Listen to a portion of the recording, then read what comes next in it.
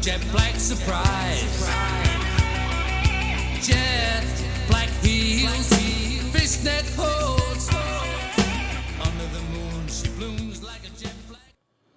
How we doing, folks? How are we doing this wonderful Monday evening, the 1st of June?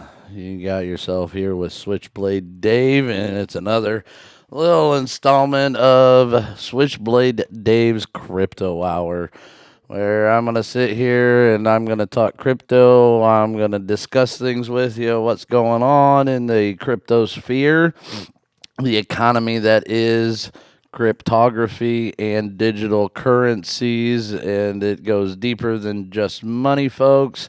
It is going to deal with, and I foresee here within either this presidential election or the next one, we are going to be voting by cryptography. That's right. Cryptography could save the way that we vote, how we vote, voter fraud, other people voting for people that shouldn't be there, people that are dead voting still. It all fits underneath that. So, one nice thing though is if you look right down here at your screen, I do have a phone number now that you can call in 419-649-7783. You can come here and chat with me tonight. Any crypto questions that you might have, just call in and I'll see if I can answer them. I can lead you in the right direction, or I can debunk or some myths that maybe you've heard or been told about crypto and all that fun stuff on people that are naysayers or non-believers or people that think it's a hoax and it's not going to revolutionize the way that we do commerce, the way we interact with everybody else. And tonight I'm going to break some of that down too, especially with this cashless society that people are starting to talk about again. I mean, we've talked about it quite a bit. But it's now with this pandemic and everybody afraid to get the coronavirus. We have people that think that this is a better route. Start using credit cards. Start doing all this. Well, crypto is the way. I can pay without touching anything. I scan a barcode. My phone doesn't have to touch anything. That receiving device doesn't have to be touched by my phone. I don't have to touch any of that multiple people touch, like credit card machines and everything else where you got to punch in pins and slide your card and sign. None of that has to happen because it's all done with inside the application of crypto. I can literally hover my phone with the camera on underneath a QR code, scan that QR code for the address that I'm sending my money to on my own phone, plug all the information I need to hit, and hit send. By hitting send, I am signing it, I am validating it, I am doing everything that we're required to do on a touchpad that's used by everybody in society as they go through the actual stores and everything. So, to get right into it, I mean that's where we're headed, folks. I mean, with all this that we have to have social distancing and keep ourselves apart and everything else, and we're afraid of spreading a little bit of disease and germs. The way crypto works and the way it's set up and the way it's handled and the signatures, actually your security that you keep either on your phone or privately in your thing, or maybe you have it supplied by a third party that takes care of that for you also. Personally, I'm one of those that I don't keep a lot of my crypto holdings on a third party site. I don't have a lot of them on Coinbase or any of the trading platforms or anything like that. I have some because you have to have it on there to be able to do all that. But I really don't deal with that. I like to kind of like the way I hold my cash. I don't keep all my cash in the bank either, folks. I don't allow them to actually control what I have, what I'm doing, and all that stuff. So I kind of treat my crypto like I treat my cash. I control it, not somebody else. So breaking into it, I gotta say, Bitcoin's back over 10,000. So we are back over where we were at before the economy meltdown and crash, before the stock market crash, before all that. We crypto is back to where it was before that. Um, is it back to where it used to be at its height? No, but it's definitely above 10,000 again, which is a good metrics point when it comes to resistance. And actually, we're seeing a good resistance right now, or not. I mean, good push because we are. Let me find it here real quick. There it is.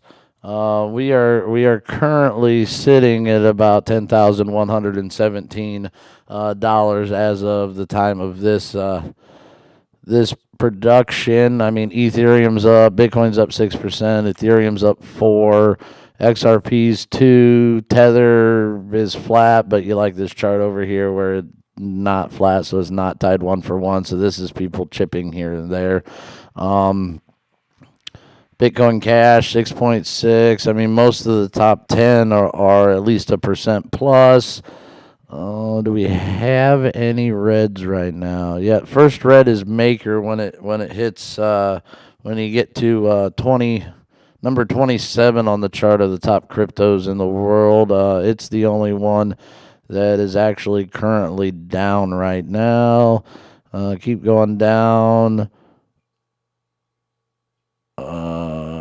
Never even heard of this one yet, but it's number 40, and I mean its market cap's not even 200 million. So, normally I don't mess with anything that's not. Well, take that back. Hold on.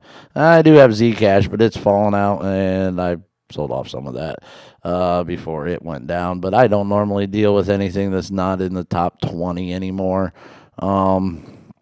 If it's not up here, and my main holdings are, oh, look, all up here, top 10. This is what I deal with. This is where I'm at. And obviously, you see a lot's up right now.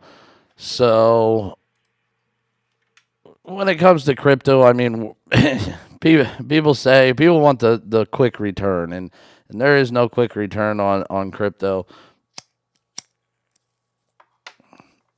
No quick return whatsoever. Cheers. So it is a game. It is a slow game. Like I said before in my past, I've made money on this. I wouldn't say made a profit, made buku bucks. I'm not a Bitcoin millionaire. Wish I would have. I was about 6 months too late. So, but I got in a little differently. I mine. I'm a miner. I love it what I do. It takes very little effort. I set up a machine and the machine does all my work for me. It's one of them, what they call passive incomes, where it goes ahead and makes income for me, where I'm out doing other things. That way I don't have to worry about it, and I have a steady income of Bitcoin every single month. At one time, that steady income was a lot. Was a lot of Bitcoin. Wish I would have held on to some more earlier on, and I'd probably be even better off than what I am now. But you know what? I did what I was meant to do. I took my Bitcoin and I put it back out into the ecosystem. I bought stuff with it. I paid people with it. I traded it for other goods and services, just like you do with your dollars or euros or any other form of currency that you do. You use it. You use it to buy or purchase something that you want or need. And that's exactly what I did. I took it, I turned it around, and I bought something for myself. I got something. Heck, I spent some of it on my cats. I bought them a $250 cat tree, all paid for through Bitcoin. I've bought gold. I bought silver. I've turned it into other assets. So me purchasing stuff just shows that you can. There is a market out there that you can purchase damn near anything with Bitcoin with Litecoin. Some of the sites are now taking Bitcoin Cash, Ethereum, Tezos, XRP. That's the one that's supposed to be. XRP is that privately owned crypto. The company owns over 50% of all the coins that were pre-mined before the start. So anytime the price gets too high, they just put some of their stash into the ecosystem to bring the price back down and put money into their own pockets. And it's pretty shady, if I do say so myself. When it comes to Bitcoin, though, I love how people say it's a scam. No, the only scam is people scamming, but instead of taking U.S. dollars or euros or something else, they're accepting Bitcoin for the scam. You can't say that it's Bitcoin's fault and Bitcoin is a scam because of that. That's like saying the dollar's a scam. We'll talk about that one later. But that's like saying the dollar's a scam, and by doing that with by using the dollar to scam people, it just doesn't go both ways. Is there room in this economy for everything? Yeah, there's room in this. I mean, Apple has their own pay. What's the difference? What's the difference between Apple Pay and a non controlled digital currency where the data is not copyable so that it makes the data that you carry actually valuable? That's the big picture most people are getting away from and not understanding is like really what makes something valuable. Well, first off, it's people accepting it, people using it, people believing in it. That right there gives anything value. Now, I like how people say, "Oh, it's a tulip fad." Well, there's a difference. Tulips can be multiplied and multiplied and multiplied, and you can have more and more and more and more of them year after year after year. Unlike Bitcoin, which at one point will not have any more, has a hard cap, cannot be created again, and we can only have what we have. So now, with that said, there's 21 million. But if you break it down, each Bitcoin gets broken down into 100 million pieces. So if you multiply that together, well, we got a couple trillion or something like that, roughly. Well, hold on, let me do the math real quick. Let me pull out my trusty calculator here. And let's see if we got 21 million. And we're going to multiply it by 100 million.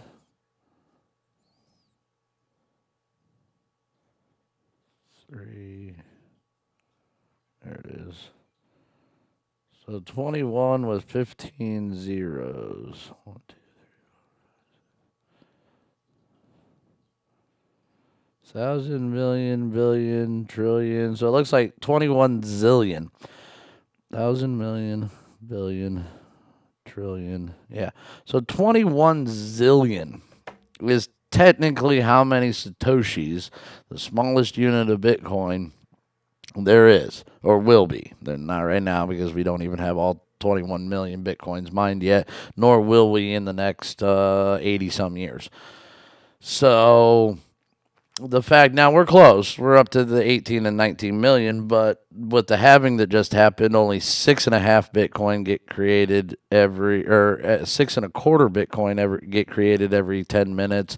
And here in 4 years, that's going to drop to 3 point something, and that's going to drop to 1 point. So here in about 4 or 5 years, we're only going to be making maybe 10,000 Bitcoin a year rather than what we're making now. And those are numbers. I didn't look those up, folks. That's just off the top of my head. So don't quote me that, oh, that's exactly what he said. That's because I know a lot of you out there are going to do that, going to like to do that, or want to do that. So, but when it comes to crypto, I mean, it's pretty much a barter system, a form of exchange, a way to actually, trade. I mean, trade is something that all societies will use in one form or another. Now, what we trade for what is what's going to change. I mean, at one time, the U.S. dollar didn't even exist, but there was still trade. At one time, the euro didn't exist, but there was still trade. Now all of a sudden, the Dutch mark doesn't exist, but I'm pretty sure I could find somebody that would trade for it if I have some old Dutch marks. Um, so when it comes to crypto, I mean, I see a lot more people getting into it. I see a lot more headlines, which in the second part, I'll go through some news stories and whatnot on that. But crypto will be and is part of the system now, and it'll always be. It's not going to go away. Bitcoin created something that everybody's just drooling over, and that's the uncopyable ability of digital whatever.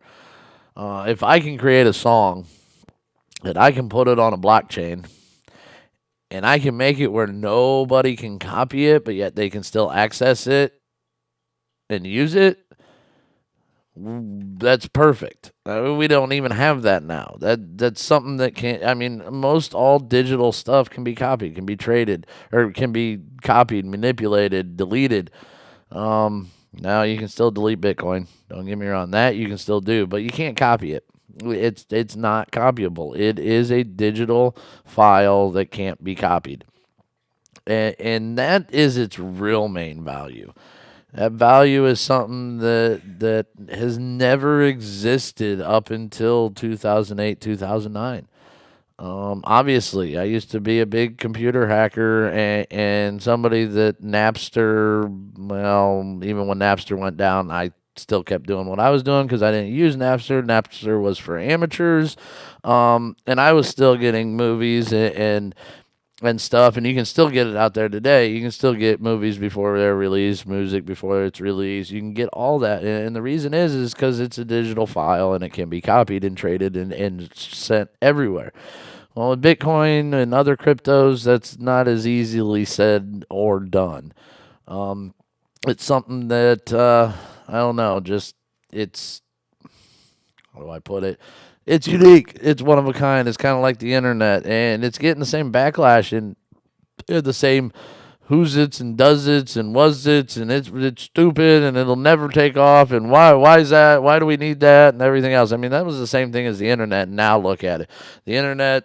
I mean, 30 years ago, what I'm doing right now, what it was unimaginable. What people do on a daily basis on the internet was considered taboo and it will never happen. But look at us now. Yeah, it took quite a while to get there, but we still got there. And it's going to take a while. I mean, we are literally like in the early to mid 80s of the internet, which was the next. I mean, does anybody remember surfing the internet back then and what little, if any, you could really do besides talk to people in chat rooms? I mean, it was a limited supply of websites. It was very limited on what you could do. It was more of a high tech communication device at that time than what it is now. I mean, it's still a high tech, obviously, communication device, but it's definitely something different that we haven't seen yet. So we'll have to still keep playing it by ear and seeing what's going on and all that stuff. So, I'm sorry, some of the fun, Facebook crap.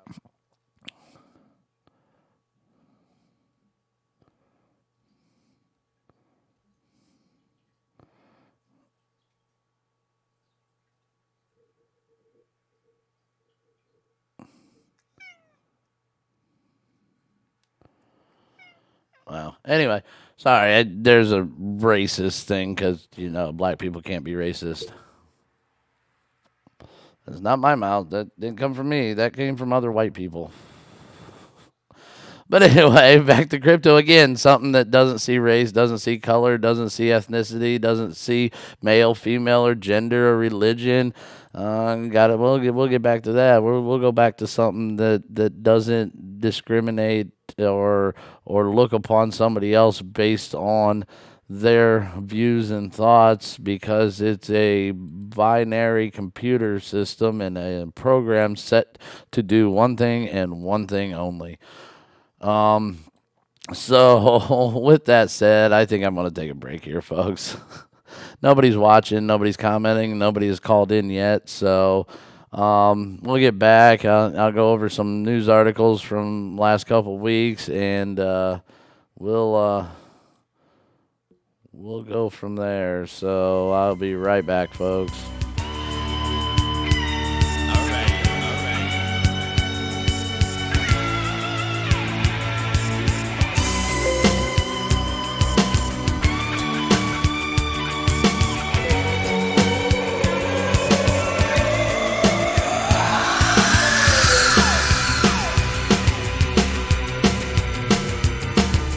Jet black hair, jet black eyes.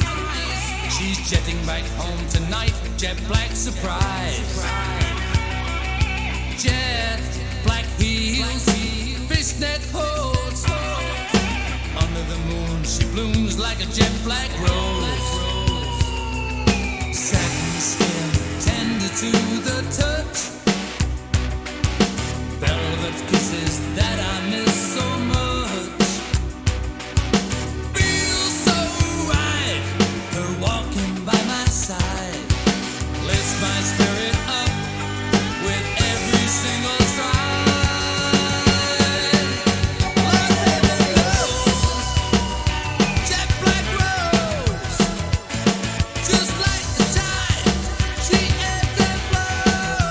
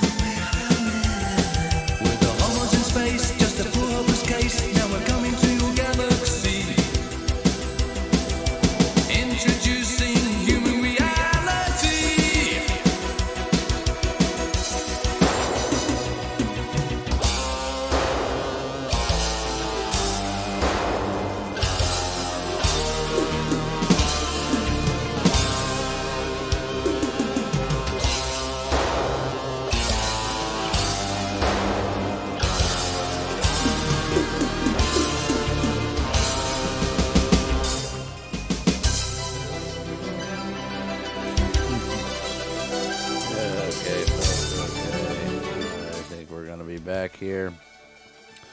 Wow. Anyway, we're back. We're going to finish out this Dave's Crypto Hour. Probably not going to go an hour. We're just going to touch base with some news that's going on, what we're doing. I mean, if you still want to call in, I'll sit here and have a discussion with you, 419-649-7783. Give me a call, but we're going to start out with this top line.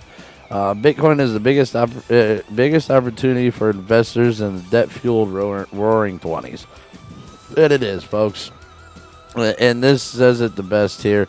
Today's global central bank policy is understood as modern monetary theory and accommodation of fiat governments' financial demands met by simply moving a decimal point on an infinite balance sheet of government debt. The global debt load has now exceeded a tipping point. Interest rates will not be allowed to rise from near zero, as the governments of the world can never afford to pay higher interest on their debt, let alone the debt itself. It's official. The empire has no close.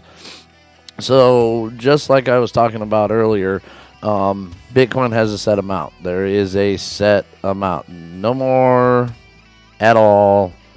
That's it. That's all you get to play with. And if we would have done this a long time ago with our own fiat system, and at one time we did, it was backed by gold. There could not be more dollars in circulation than the Federal Reserve and the banks of the United States had gold holdings in their reserve. I can tell you right now, we ain't got any of that. That's why the dollar is no longer backed by gold. That's why it never went back. It was only supposed to be temporarily unpegged, but it's been permanently unpegged. But Bitcoin has that backing and has that non-ability. It is a deflationary asset rather than an inflationary asset. And the money in your pocket and the money you work for every single day is inflationary. So when it comes to crypto, people still are skeptical. And it's that way.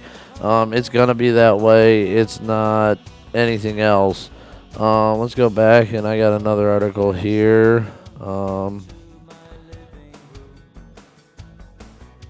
that's the thing. Brave adds 1.5 million monthly activity users in April and May. That's a good thing. I do use the Brave network. I get paid to watch ads. It's fun. I get paid to watch a lot of ads in crypto, and guess what? Unlike some of the other stuff that's out there, I'm not... I actually get paid, and instead of some of these games where you're out there playing and scratch free lottery tickets, you might win some money, and then you get up to the $9.95, and you can't cash out until you hit $10, and then you never see another nickel for months on end, and you go to 8 or 9 months, and you still haven't been cashed out. I get cashed out on a weekly basis. Yeah, it's not a lot. It's only 15 cents here, 20 cents there, but I get cashed out. I get my money. I get what I'm supposed to be given because of what I've put into and done. So it is a lot more valuable to actually go by your word. And so far, when it comes to the crypto sphere and everything else, I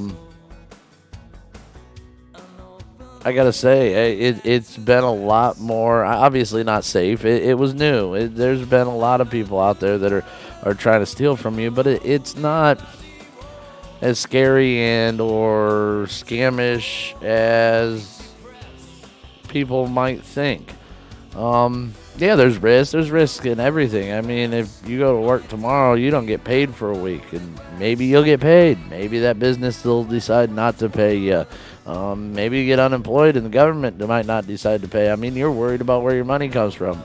I know where my money's at, where it's at, where it comes from, and the fact it still comes in on a steady basis every single month. Unless the internet goes down, which I love that argument. Oh, the internet will go down. Well, we have bigger problems than just the fact that I don't have my crypto anymore if the internet goes down. There are going to be a lot of lost people, and there's going to be people starving, and your power grid will go down, and there's a lot of stuff that's connected and ran off the internet now that it would just demolish our infrastructure that we've created if the internet decides to vanish. And at that point, if the internet vanishes, I'm not personally going to be worried about where my Bitcoin's at. I'm going to be more worried about how to survive and living day by day without the ability to have a job anymore, because most businesses won't operate anymore. A lot of stuff will grind to a screeching halt because people won't be able to know what the hell to do. If the internet goes away, it's fun. You should watch that sometimes. It's fun to go ping, go kind of knock out a cell signal for like a small group of people, like in a restaurant or something, and within 5 to 10 minutes, see how many people start flipping out that they don't have cell service or internet service anymore. And so it's just something that I foresee coming. Crypto will be there. Crypto's going to be there. It's now 10 years plus. So, but a news from the Ethereum, it's layer 2 world, and Ethereum is almost living it. A slew of layer 2 technologies are coming to market, making it possible for some gas guzzlers to get off the main chain. Scalability continues to be a primary focus for Ethereum developers as congestion raises transaction costs and slows the networks. There are many two-layer technologies which allow transactions to be made off the Ethereum main chain currently being released, and Tether's move to run transactions through OMG network helps clear additional space on the main chain. Now, if you don't know what two-layer is, it would be kind of like... well, I'm going to use Tim Hortons because I'm a Tim Hortons fan. I'll promote them here a little bit. It'd be like Tim Hortons has their own little ledger that they keep day in and day out. And you put money on their ledger, and then you can come in and purchase whatever you want with that because you have that money on there. And they settle up their ledger at the end of a day. So rather than having thousands upon thousands of transactions, individual transactions through Tim Hortons, the establishment itself, Tim Horton does one transaction on the big chain, but has their own small chain that they keep in-house on their network for the business itself. So this way, instead of every transaction that comes through and people purchasing hitting the main ledger all at the same or all day long, you only have one bigger one that hits at the end of the day rather than a ton of smaller ones, which not only helps out on the transaction side, but it also helps on the power and the fees and the cost that's involved with every single transaction that needs to take place. And it seems to be working out. Like I said, I do Ethereum. I understand Ethereum. Ethereum is more of a smaller, scalable application style blockchain than it is more of, I'd say, currency trading.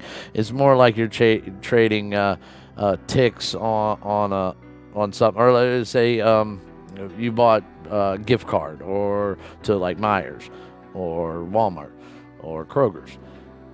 You put money onto that card. Well, Kroger's has that. It's not a credit card. It's not nothing. It's a card they give you, and now you have money on that. Well, you go in and you use it. Well, it still takes transaction stuff, and you still have to validate that that is the money that's on there, trying to fraud and all this other stuff. Well, it can't happen. So it's more like a gift card ledger transaction that works on a more global scale to watch over the gift cards and the money and everything else that's coming through, rather than just the individual establishments that have to watch over it. It's more secure that way and more transparent that way also. So, but with that said, folks, nobody was really watching. Nobody cares. Nobody gives a shit about crypto like they should. But I'm still gonna come right at you and be back here. Probably here in a week or so. We'll see what pops up, how it goes. I'm pretty sure something big will happen, and we'll have something else that comes up that I might be able to talk about, since nobody really cares or watch or wants any input or advice or any questions they really want to ask. So since everybody always asks me when I'm not doing these shows, I'm just going to start pushing them this way. But you all have a wonderful evening. It was great being here with you. information, advice, or topic things, email us, bsmedia419@gmail.com. See about getting back to you or having you on or actually answer your questions live next time I come. And with that, I bid you all a good night.